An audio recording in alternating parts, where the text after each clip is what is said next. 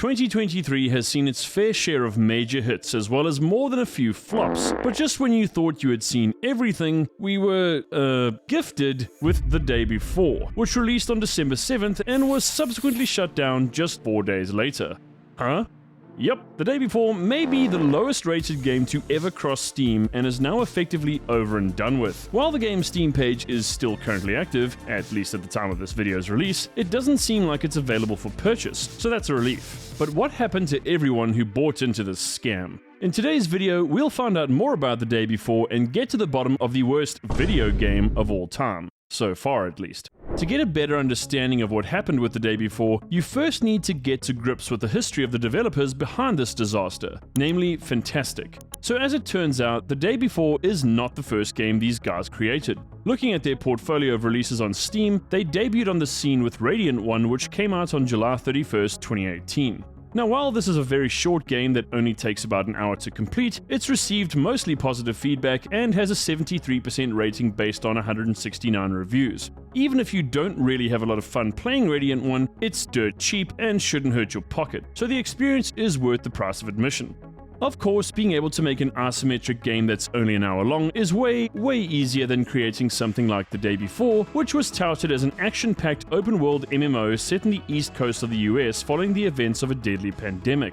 But before we get onto that, let's check out what else Fantastic has put together in the past. The only other game these guys produced prior to The Day Before is Prop Night, which launched just over 2 years ago on December 1st, 2021. At first glance, this physics-based hide-and-seek horror survival game looks pretty decent. However, the Steam score for Prop Night stands at 67% based on more than 15,000 reviews. So what's the story here?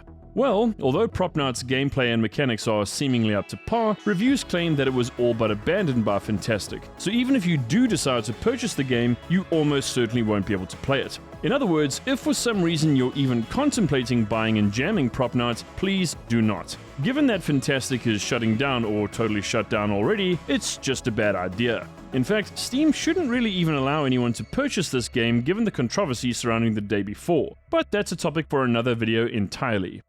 And now here we are in December 2023 with The Day Before, yet another super hyped game that effectively never even happened. The announcement trailer for The Day Before dropped more than 2 years ago on January 29th, 2021 and received a ton of praise from the majority of fans. However, taking a look at some comments that were posted back then, it's clear that there were more than a few individuals who had their reservations. Some questioned whether the end product would look anything like what was revealed in the trailer, while others pointed out the poor quality of the voice acting. For the more cynical and discerning of fans, the signs of The Day Before being a scam were there right from the start.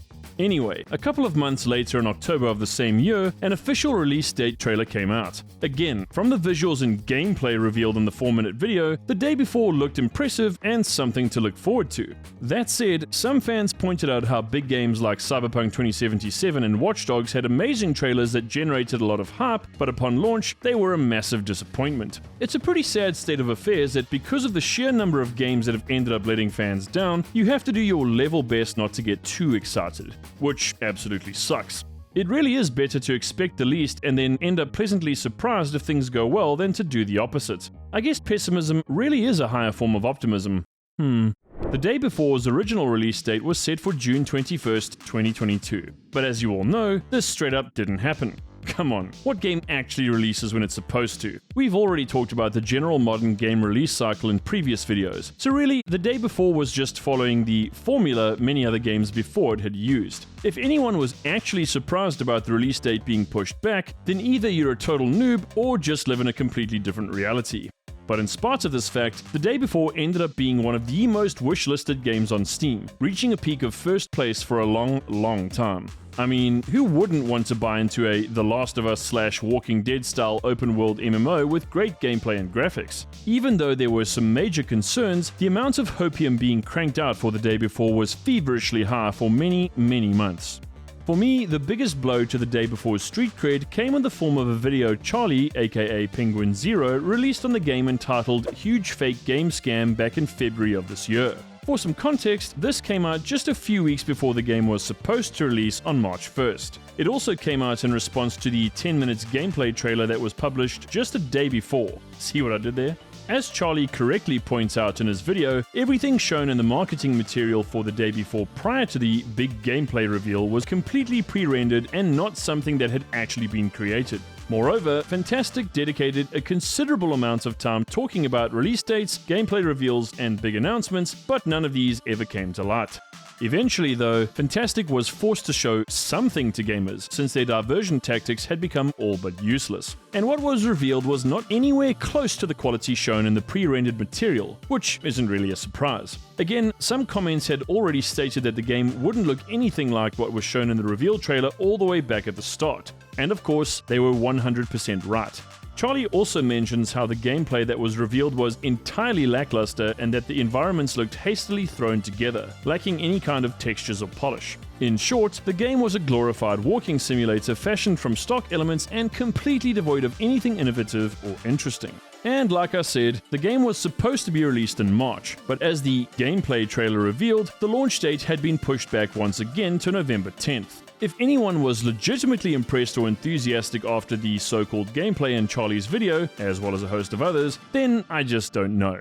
It's clear that any work on the day before had only begun a few days prior to the release of the gameplay trailer. The end result was something that looked barely out of pre-alpha and nothing remotely close to a finished product. And surprise, surprise, the day before was once again delayed, this time to December 7th. And amazingly, the game actually launched on this date. And as I mentioned earlier, just 4 days later, it was shut down. That should tell you everything you need to know. And if you're wondering what happened to anyone who actually bought the game, it would appear that most or all of them got refunds just a few hours after trying it out. I'm not even sure you can say the day before launched because it was so broken that nobody even bothered to try it for more than a couple of hours or wait for a patch. That's just how utterly trash it was. Thanks to just how poorly things went with the day before, Fantastic have basically shuttered their doors for good. But the question we have to ask here is, why? I mean, it's not like Fantastic made any money from sales of the game since Steam pays out at the end of the following working month, according to a community forum post, and practically every purchase of the game has been refunded.